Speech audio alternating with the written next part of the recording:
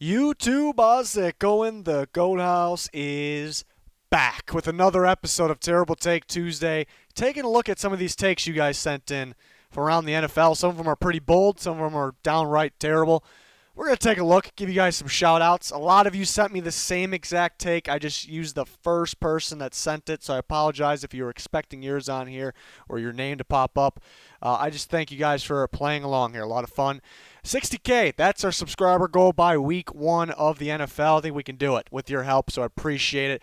2 channels, subscribe to both. Follow that Twitter to get involved in Terrible Take Tuesday, but plenty of other NFL content there as well every single day. And check out the podcast. Link down below, description, comments for anything you may need on the screen here.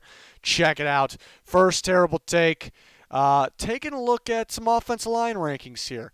According to Pro Football Focus, so this Instagram page is kind of just reposted it. It's not their ranking, sent in by Colby Jacob Chastain. Dishing out nicknames apparently. The first one that stands out is going to be the Browns at number 6. It's pretty brutal. It's pretty terrible. They definitely improved their offensive line. They got some good, solid interior guys like Joel Bitonio and J.C. Treader, of course. But yeah, they really needed to improve elsewhere. And they did that. They did that for sure. Jedrick Wills was my number 1 tackle in the class. I think it's a rookie that could be solid right away. Solid enough to boost them all the way up to number 6.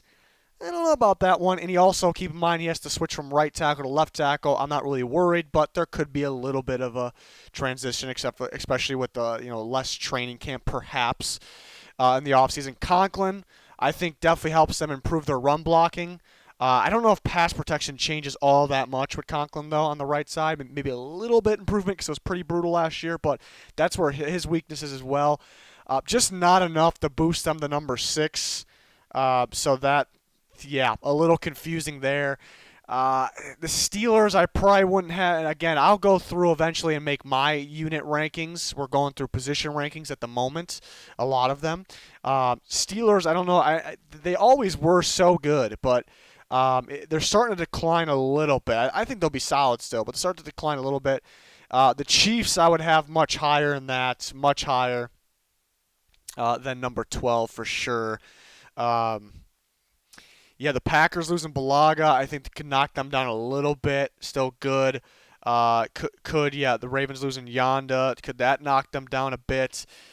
Everything else here, trying to look through stuff. Mainly the Browns, the Browns being there kind of that high really stands out. I always talk about the Bears are kind of a mystery team because 2 years ago they were top 10, I'd say. Last year they were probably right around here. I just don't think they'll be as bad as 22. I don't know if they were even 22 last year. It was a rough year, a lot of scheme changes throughout the year, some injuries. I wouldn't even call them 22 last year. They weren't good, but I don't think they were that. So I'd put the Bears probably higher than that. We'll see what I get when I get to my rankings. But looking down the list here, nothing bad, I guess, down towards the bottom there. Next up, from the Honorable Drew Peacock, most overrated players of all time at each position. And this one's kind of funny because are any of these guys overrated? I don't think any of these guys are overrated. Maybe Vic. Maybe people got hyped on Vic too much because of his speed. I don't know if that's overrated. Maybe it's a lot of hype after they saw him run, but a good. I just don't know if Edelman. I don't know if anybody's ever called Julian Edelman overrated. I don't know. Ty Law. I've heard people call Ty Law overrated. I don't know. I just don't like this list. Cam Chancellor, I wouldn't call overrated, but maybe there's a lot of hype because he's a big, powerful safety, really good in run support. Sometimes he would. He wasn't the greatest safety. Not that he was bad at all, but in terms of when the ball was thrown downfield. But I just don't think any of these guys are overrated. Like I don't know where this list was where they kind of came up with these. So yeah, just one of those that was just a little surprising to see. From Chase Cooper. We got some running back rankings. I recently did my running back rankings. Zeke's still really good. I just wouldn't put him as high as 3. I don't think that's terrible putting him at 3. I just don't have him as high as 3 for this year. Um, a lot of people on the Get Up here, the ESPN rankings, because Nick Chubb at 7. I don't really think it's terrible. Le'Veon Bell, that's at number 10. Yeah, I wouldn't put him in the top 10. He's still talented. Is he as talented? That's the number one question. But the main one is, kind of in Adam Gase's scheme, system. He doesn't like to run the ball a whole bunch. So, yeah, I was kind of surprised to see him in there. I would throw I'm a big Chris Carson guy, so I would definitely have to have Chris Carson in here. For me, that's my opinion. I know there's a lot of people that probably wouldn't put Chris Carson in the top 10. That's just me. So yeah, I don't know if this is really terrible. Maybe it's pretty bold. I suppose. Zeke at 3, mainly Le'Veon at 10. So very interesting stuff there. And then we got from Rishi Bhakta, if I'm saying that right, Rishi Bhakta. NFC North record predictions. They went ahead and pictured. I thought this was funny too. Some other people probably don't even notice the stuff that I noticed. They pictured Khalil Mack, featured Khalil Mack, and then dropped the Bears down at 2-14. So we're gonna feature the guy that's the team that's going 2-14, possibly getting the first overall pick in the NFL draft. Thought that was pretty hilarious. But yeah, 2-14 is ridiculous for the Bears. There's a lot of people that rip the Bears for the Nick Foles trade, and those same people think whether they're starting Nick Foles or Trubisky, they're gonna be bad. And okay, if you think that it's possibility. They have a pretty big range of, they can win this many games, or they can win the division, win this many games. Pretty big range. So I'm on board with that. I just don't see 2-14 at all. Why? Because even if Nick Foles is not playing too well, if he gets hurt and Trubisky, obviously I think most of us think Foles is better than Trubisky, but if Trubisky plays every single game, and who I'm not a fan of either, 2 games, they're going to win more than 2 games. And why? Because I think the defense alone, the defense alone is going to win more than 2 games. I mean, look at this pass rush. What feature with Khalil Mack, obviously, but you get Robert Quinn. So they got better at the pass rush position. They got Akeem Hicks back, and that kind of makes them better. But I guess you could say he can get hurt again.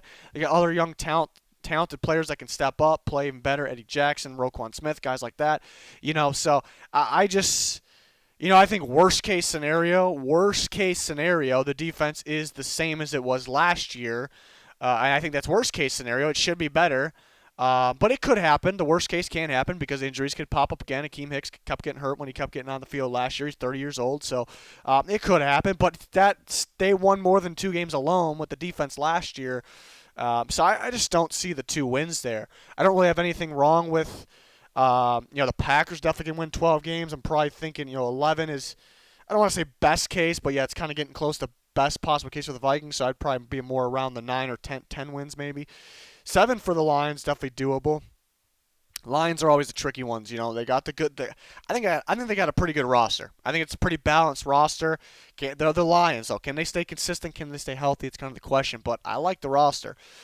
Next from Nicholas here, top 5 receivers in the NFL according to Dominique Foxworth. So this is our Get Up showed their top 5 receivers for this year. Apparently, I would believe. It has to be. It absolutely has to be. But Julio at number 1. Okay. Tyreek Hill at number 2. Even though I think there's a pretty clear 3 that most people kind of debate for the top 3, and he's really not one of them. I had him at number 4 for my rankings. Even though all that, and they got him at number 2, I really don't have a problem with it. Speed is killing today's NFL, and we're heading that direction. I really don't have it. It's a little bold. I don't really have a problem with it. What I got a problem with, and we see Hopkins at 3, what I got a problem with is Odell at 4. We know Odell has that talent inside him, I suppose. It's been some time since we've seen him kind of consistently showing that. I don't have him really that close to 4. I have him around that 10 range. We can argue with him there. So that's the first thing wrong. And Michael Thomas, I have as my number 1 receiver.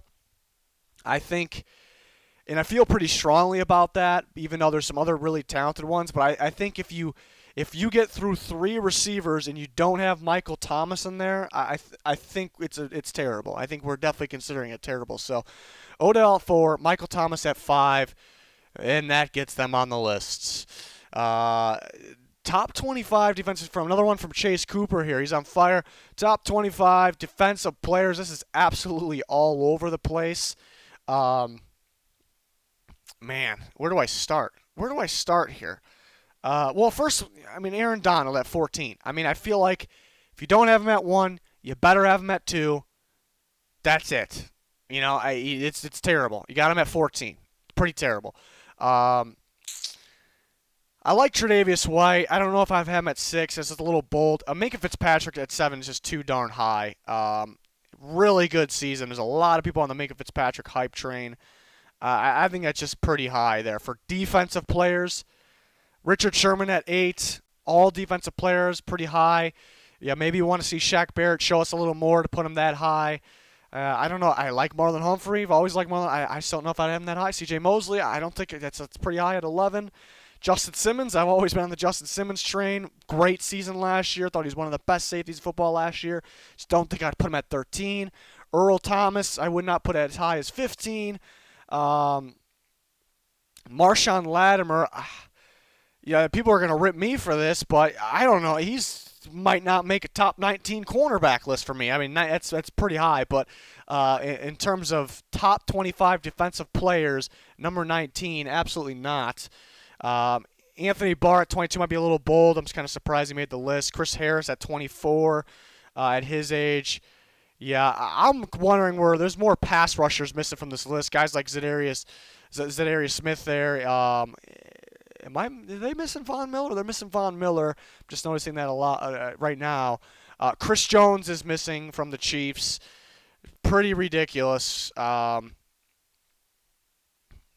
mean, Darius Leonard probably makes the list. I mean, they have Bobby Wagner at 2. I've always been all over Bobby Wagner right now at number 2 out of all defensive players. Yeah, this list is just, for the most part, just all over the place. So interesting one for sure. From Sheep, 2018 NFL redraft, talking about all over the place.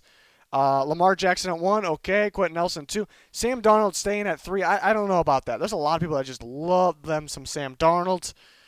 I don't know. You know, at number 3, Baker's not even, if we're talking just quarterbacks, I'd still, or Baker is at number 7, but I'd still definitely have Baker ahead of Sam Darnold. I mean, I have Josh Allen ahead of Sam Darnold, and he's not in this list.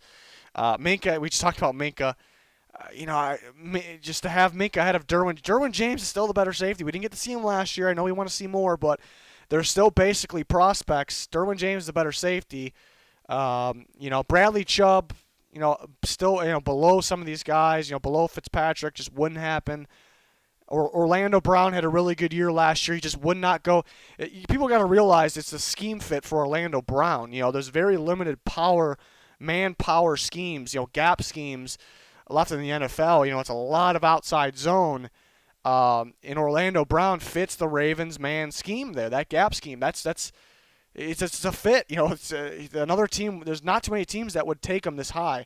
Saquon Barkley, even though the running back position's kind of been declining, I suppose, in terms of the value, I still think he goes higher in this. So this was just very much all over the place. With Sam Darnold still up at 3, Fitzpatrick as high as 4. Bradley Chubb and Derwin James should be higher than Fitzpatrick. Mayfield should be higher than Darnold.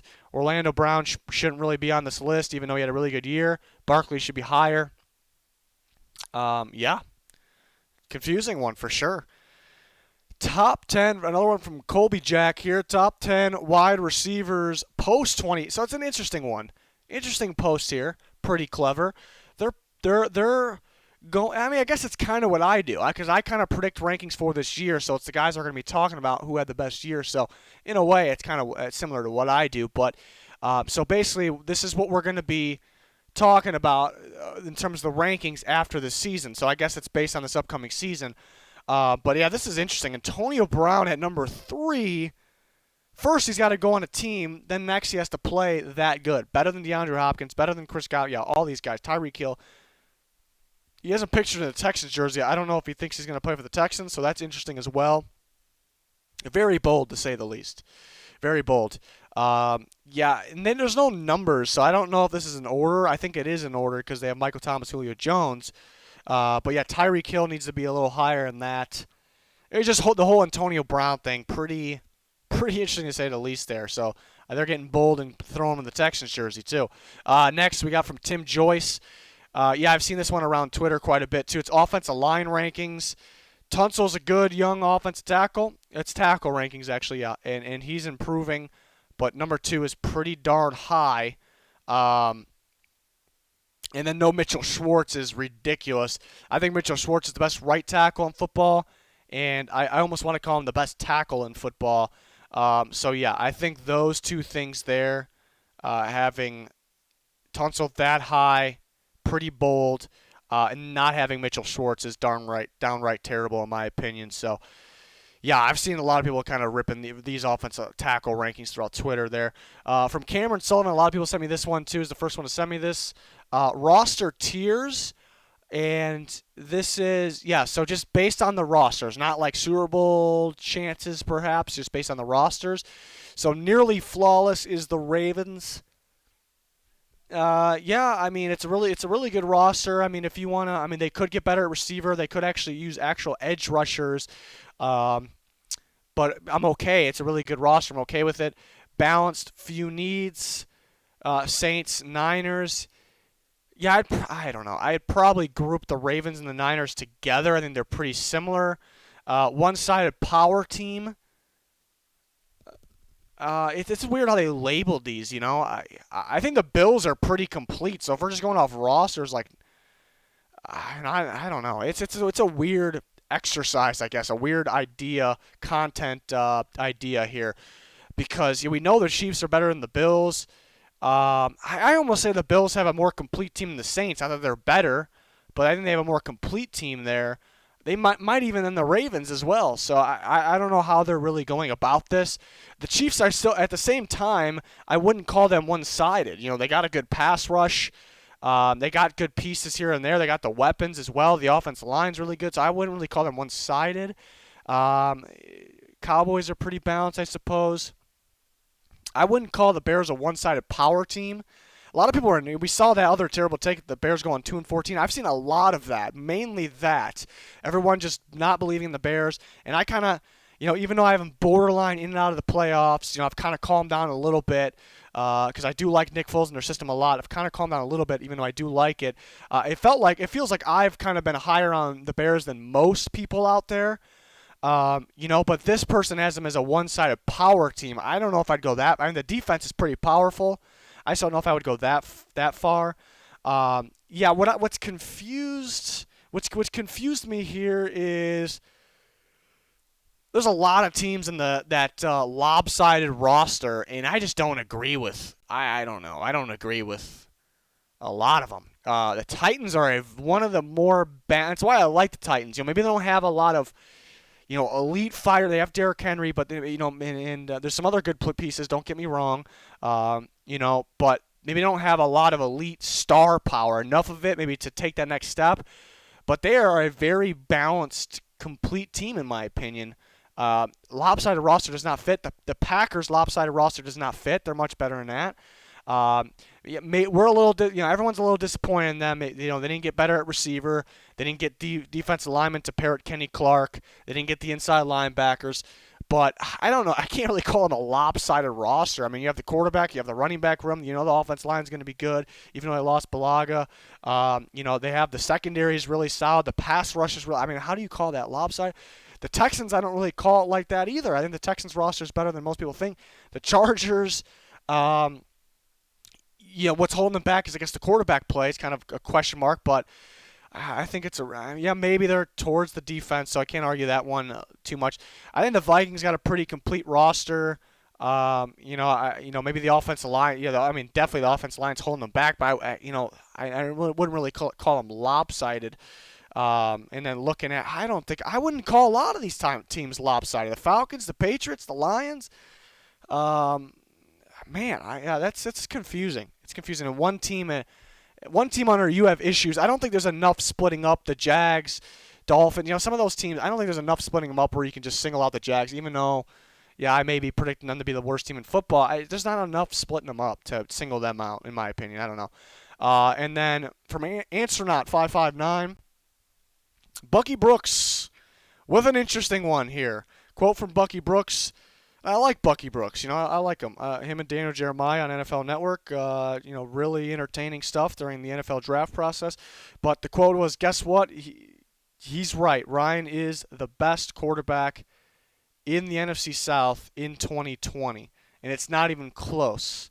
Um, and yeah, it's not even close thing is kind of what gets not just me, I think everyone, because you have Tom Brady, you have Drew Brees, and you have Teddy Bridgewater in the South, the NFC South. There, really strong quarterbacks.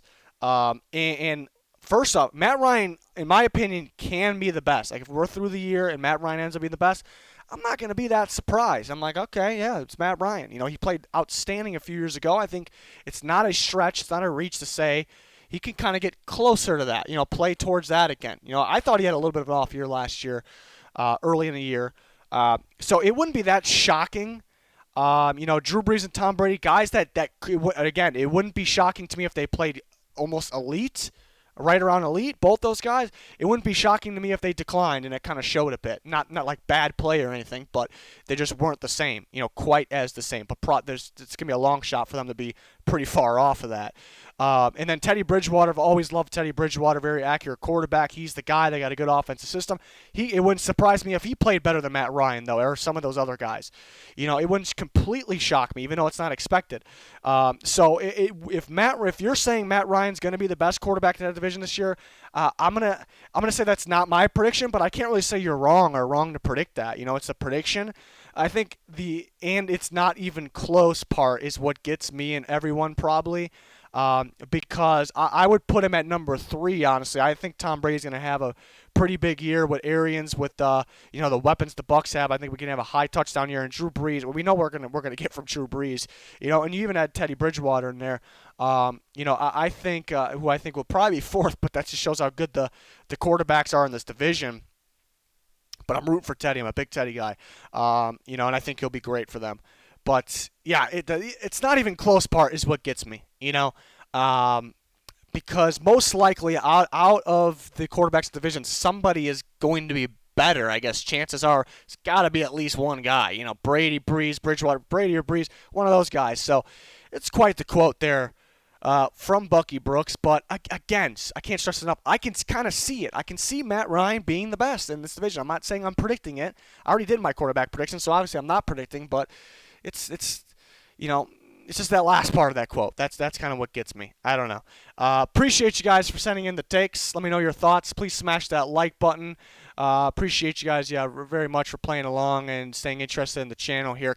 Season, as long as it happens, which I expect it to, NFL that is, it's not that far away. So I'm getting really excited. We're gonna get through our rankings, all kinds of rankings. So we're starting to really get into it here. So hopefully you can join us for that. Subscribe. That's gonna do it. Thanks for watching. Goodbye.